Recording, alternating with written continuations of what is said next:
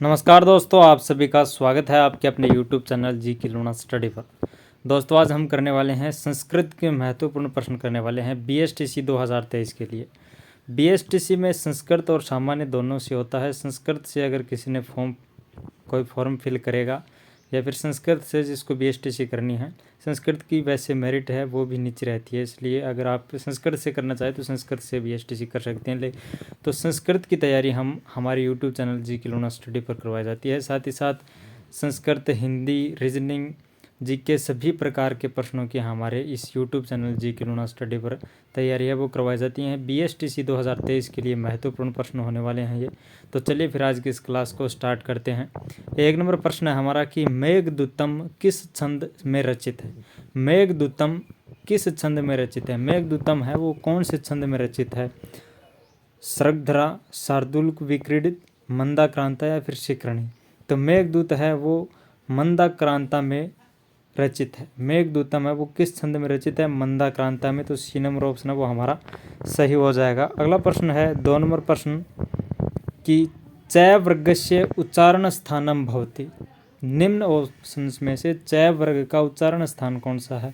चय वर्गस्य उच्चारण स्थानम भवति, चय वर्ग का उच्चारण स्थान है वो कौन सा है। तो चय शब्द का एक बार आप चय जो वर्ग है इसका आप उच्चारण करके देखिए। चय वर्ण का अगर आप उच्चारण करेंगे तो आपको तालु, चय का जो उच्चारण स्थान है वो तालु है। तो जो हमारा C नंबर ऑप्शन है वो एकदम सही हो जाएगा। अगला प्रश्न है 3 नंबर प्रश्न कि बालक शब्द से तृतीय एकवचने रूपम भवति। बालक शब्द का तृतीय एकवचन रूप है वो कौन सा। बालक जो हमारा शब्द है इसकी तृतीय विभक्ति और एकवचन रूप है वो कौन सा होगा।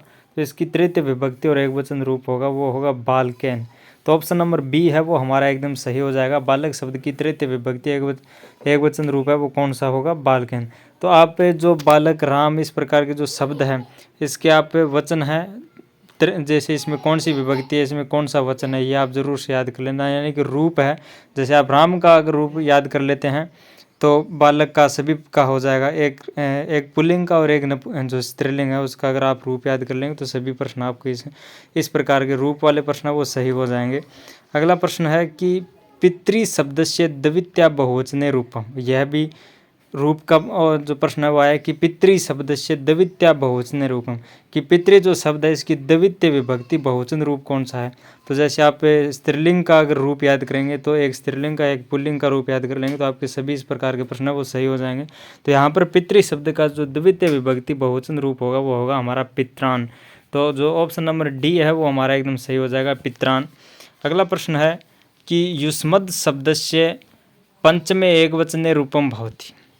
जो युष्मद् हमारा शब्द है इसकी पंचमी विभक्ति और एकवचन रूप है वो कौन सा होगा। युष्मत् होगा, युष्मभ्याम हो गया, त्वत् होगा या फिर त्वयी होगा। तो युष्मद् जो शब्द है हमारा इसका पंचमी विभक्ति एकवचन रूप होगा वो होगा युष्मभ्य। युष्मभ्य तो जो ऑप्शन हमारा ब है वो एकदम सही हो जाएगा। गुरुवे इति रूपम अस्ति। गुरुवे जो हमारा शब्द है इसमें रूप है वो कौन सा है। तो गुरुवे इति रूपम अस्ति, गुरुवे शब्द में जो हमारा रूप होगा वो होगा पंचमी विभक्ति और एक वचन से, पंचमी विभक्ति एक वचन रूप हो जाएगा। तो जो हमारा ऑप्शन ब है वो एकदम सही हो जाएगा। अगला प्रश्न है हर्ष धातो निदृश्य धातो लट लकार से प्रथम पुरुष बहुवचने रूपमस्त। दृश्य धातु है उसका लट लकार का प्रथम पुरुष बहुवचन रूप है वो कौन सा है। दृश्य धातु लट लकार प्रथम पुरुष बहुवचन रूप, दृक्ष्यति, दृक्ष्यन्ति, पश्यन्ति या फिर पश्यन्ति। तो दृश्य धातु लट लकार का प्रथम पुरुष बहुवचन रूप है वो होगा दृक्ष्यति। दृक्ष्यति तो जो ऑप्शन नंबर A है वो हमारा सही हो जाएगा।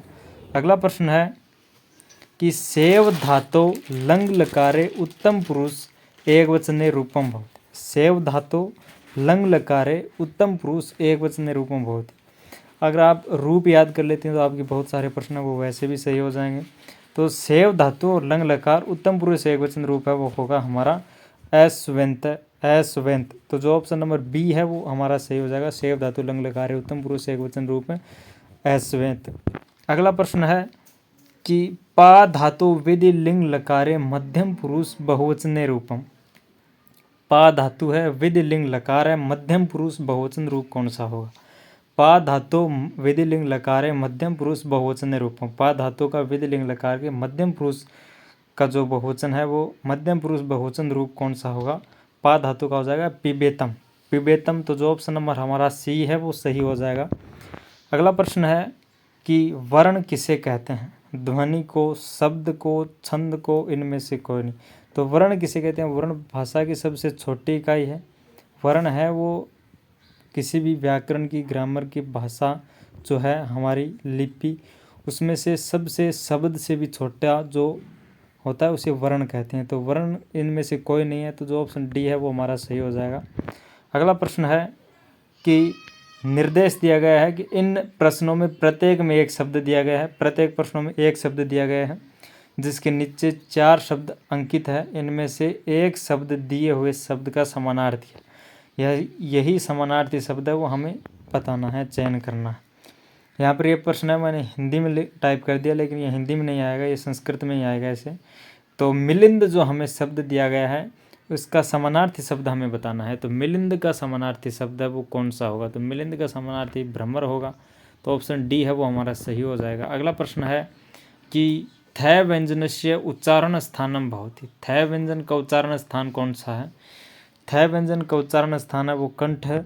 अगला प्रश्न है कि रिक्त स्थान सह बालक गच्छति।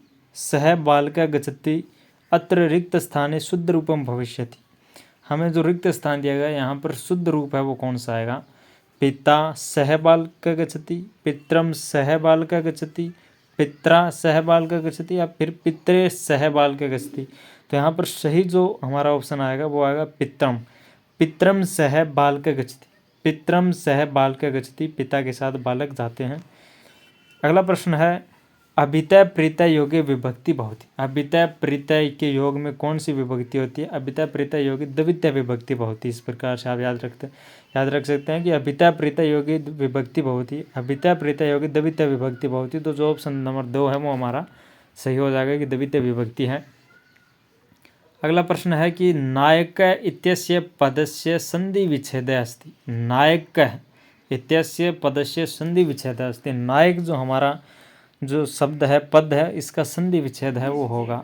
तो नायक का यहाँ पर संधि विच्छेद होगा वो होगा नई प्लस अक। नई प्लस अक, यानी कि ऑप्शन नंबर बी है हमारा सही हो जाएगा, नई प्लस अक। अगला प्रश्न है कि वनौषधि अत्र संधि विच्छेद अस्ति।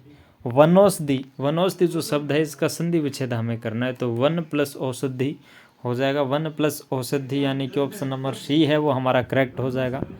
अगला प्रश्न है कि प्रायेण उत्तर पदार्थ प्रधान भवति। ऐसा समास जिसमें उत्तर जो पद है वो प्रधान होता है, कौन सा समास होता है? जो उत्तर पद है वो प्रधान होता है, इस प्रकार का जो समास है वो क्रमधारय समास। पूर्व पद उत्तर पद 2 होते हैं, जिसमें उत्तर पद प्रायेण उत्तर पदार्थ प्रधान भवति। प्रायेण है वो उत्तर पदार्थ प्रधान है, तो इसमें कौन सा समास होगा? क्रमधारय समास। अगला प्रश्न है कि नीलोत्पलम अस्मिन् पदे समासः अस्ति। नीलोत्पलम जो शब्द है इसमें समास कौन सा है? नीलोत्पलम अस्मिन् पदे समासः अस्ति। नीलोत्पलम में जो समास होगा वो होगा क्रमधारय समास। नीलोत्पलम अस्मिन् पदे समासः अस्ति, क्रमधारय समास है।